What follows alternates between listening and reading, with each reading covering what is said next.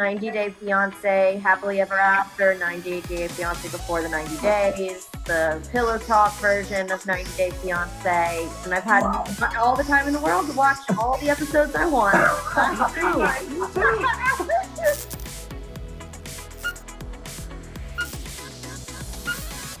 Hey everyone. Hi. Hey, you and an Ewok. Yeah. Yes. I actually have something here for a little bit of every one of you. I have Coraline up there. Oh my God, yeah, there you go. And I have a Hobbit figure for Luke. Of course, the absinthe is for Daniel and Laszlo. Oh. Wow. Hey. God, I appreciate that. Thank you. To set the stage, the Alienist Angel of Darkness finds our fearless trio investigating the kidnapping of a Spanish dignitary's child. And Sarah really takes center stage in this season. She's bolder, more confident, and seemingly fearless. I wonder if you could tell me a little bit about that evolution of that character. Yeah, well, we see her right from the start that she has opened her own detective agency and has kind of branched out on her own. She has, other young women that are working with her that she's mentoring and, leading by example.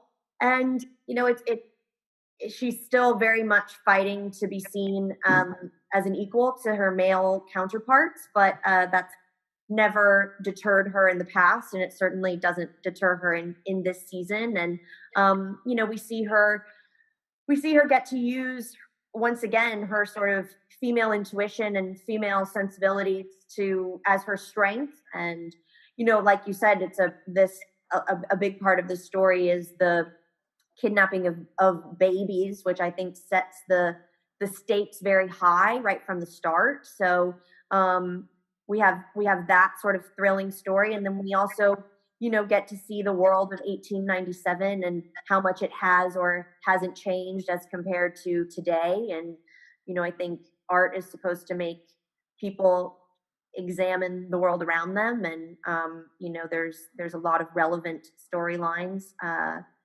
The biggest one for Sarah, of course, female equality and women's rights movement, and we get to see those parallels for better or for worse. Yeah, Luke, I wonder if you could speak a little more to those relevant themes, because it is kind of wild how we see the show and there's protests over human rights and there's issues of the media stoking fear about immigrants, and obviously it was filmed last summer, but it's amazing how relevant it is to what's happening right now. Mm-hmm. Absolutely, scarily relevant, sadly. Some of the themes in the Angel of Darkness are still resonating with audiences and society today. A corrupt police force, the innocent suffering, racism, the inequality that Dakota mentioned. Shutting down of an institution, silencing people, the yellow press, the tabloid papers, the manipulation of the media, the use of sensational journalism, all things that we could probably pull up a story right now that happened in the last 3 months, which makes the story, it gives it an extra dimension, an extra layer of provoking your thoughts. Not just following a very gripping, brilliant murder, thriller, suspenseful story, but also seeing it the backdrop of where that story is based and seeing a canvas of historical moments and things that actually happened and how they parallel uncannily with what is going on, sadly, in today's world. I think we understood that those themes were within our story, and it was actually important for us to have them in there because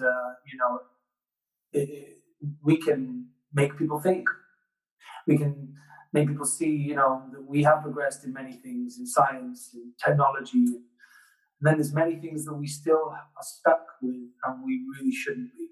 To that point about making people think, Daniel, watching Laszlo and the way he reads people and dissects people has really made me think about why people do the things they do and why they are the way they are. And I wondered if playing this character has made you look at people differently. Well, what it did is that it brought me even closer to my wife who is an alienist, for real. So she gave me precious advice and information all the way through since season one. I learned a lot about her and her job, and my respect for her and what she does is even higher now. I was fascinated to read about these first psychologists who were incredibly courageous and brave, because nowadays we take it for granted it's a well-established science, but back then they were really the first ones, pioneers, and constantly facing prejudices and obstacles. If indeed they are hiding something, the latest research suggests liars will give themselves away by the smallest of facial gestures. Oh, nonsense, Laszlo. For them to be the first ones to understand the human mind and to dare to analyze mental illnesses, as shocking and brutal and terrifying they might be, was truly a very inspiring journey for me. And it didn't get boring. I mean, we spent a year together, Dakota, Luke, and I, and we didn't get bored by us and by this. I noticed that Luke had posted a video of the three of you seemingly taking a nap in a trailer during filming. Was that a common occurrence? Oh, yes, it was. And he just secretly recorded that lovely little video with that nice tune. I forgot what it was.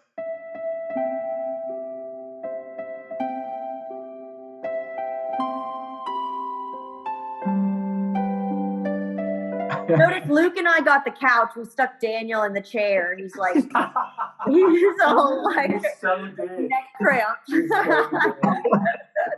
Oh, Daniel. Sprawled out on our couch. That was a common thing. I mean, we were. It shows how close we are, because we could have had all our own tents, but we like to share, especially on long nights or long shoots, where we'd share the same. And we take down all the walls and just make one big tent where we put all the sofas and the chairs so that we could hang out and chat and and just have a good old experience being as a unit. And that often meant that we would often all be sleeping at the same time. Well, I'm sure that Dakota and I listening to Luke's songs because his record was coming out. So I think every day there was a new song we had to listen to.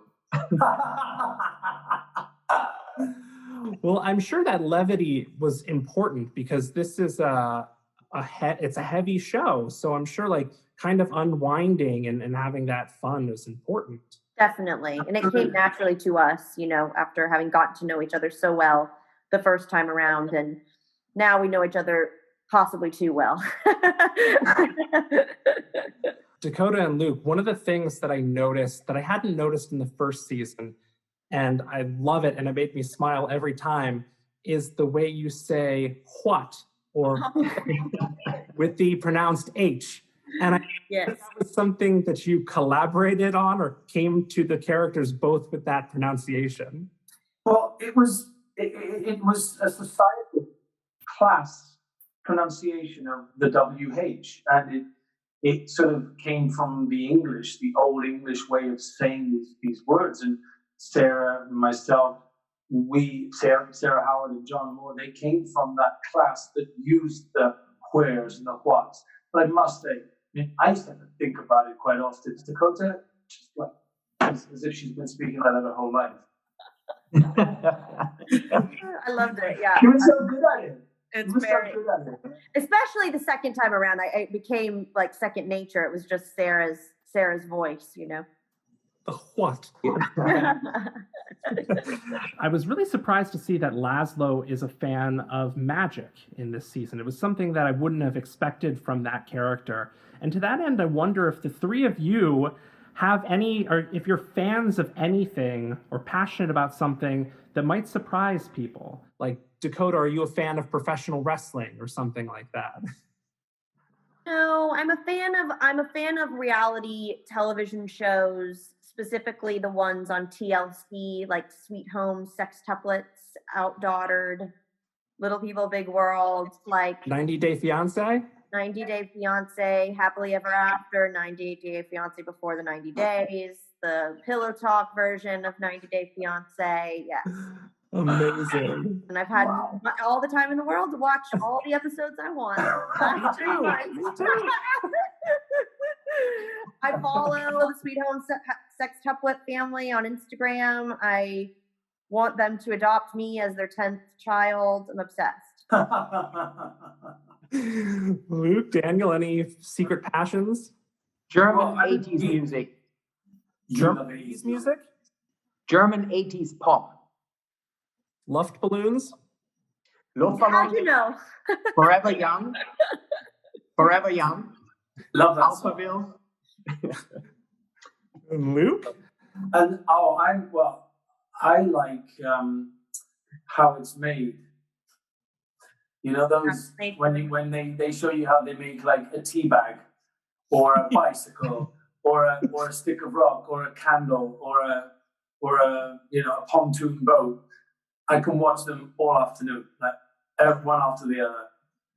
Yeah, I love it. Amazing. I've always been obsessed with like a factory production line and watching something being made. So, I need an alienist. Daniel, I specifically brought out the absinthe because it strikes me that Laszlo's not someone who makes any decision lightly, and including what he drinks. And it was very surprising to me that an alienist would drink absinthe at a time where it was still mythologized as being so mind-altering. It was very interesting to me that he made that choice, and I wondered if you could speak to that. Yeah, I guess because at this very moment, starting season 2, and then in these first couple of episodes, I think something happens with Laszlo, and I think he's willing to become less of a control freak, to be more open-minded. It has to do with the discussions that he has with his dear friends, with John Moore, but also with Sarah Howard, because he knows of her psychological skills. That's why he also is willing to give in, because he knows that she is perfectly capable of being in charge to lead that murder mystery, and he's slowly willing to open up. And so maybe that's the reason why he chooses absinthe. I'm sure he would know about Van Gogh and Rimbaud and all these great painters and poets back then who, had these fascinating thoughts after having a shot of absinthe. So maybe that is another reason why he decides to go for that drink. Yeah. Well, I'll wrap up with this question. There are so many great quotes in this show that I was writing them down as they were happening. At one point, Laszlo says, "Every mind is like an ocean. There's surface and depth in all of us." And I wondered if you have a particular favorite quote or line or something that you've said in the show that means something to you and and your characters.